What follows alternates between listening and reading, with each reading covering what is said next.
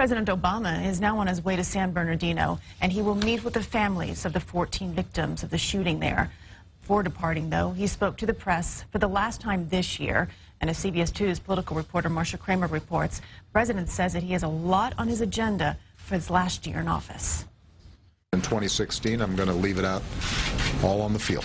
Promising not to act as a lame duck in his last year in office, President Obama took questions on a host of topics. Terrorism was a key issue. The president defended his administration's strategy against ISIS, vowing to defeat the terror group. We're going to do so by systematically squeezing them, cutting off their supply lines, cutting off their financing, taking out their leadership, taking out their forces, taking out their infrastructure. But the president admitted ISIS-inspired attacks like the massacre in San Bernardino that killed 14 are more difficult to detect.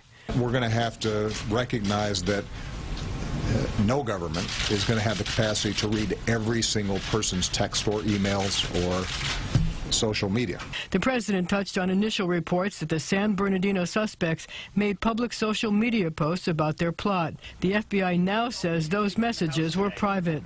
The president talked about how the government needs to act when handling digital data. We're going to have to continue to balance our needs for security with people's legitimate concerns about privacy. The president also discussed the issue of Guantanamo Bay, saying he's not giving up on closing the facility. He also thanked Congress for passing a $1 trillion spending bill to keep the government funded through much of 2016 and promised to work with lawmakers on criminal justice reform. He wrapped up the press conference, continuing full force with his planned schedule for the day. Okay, everybody, I got to get to Star Wars. Oh, by the way, the president was not heading to his local multiplex. The White House Family Theater was hosting a screening of Star Wars for members of the Gold Star families, an organization of military family members who've lost loved ones in combat. In the newsroom, I'm Marcia Kramer, CBS 2 News. Okay, Marcia, thank you.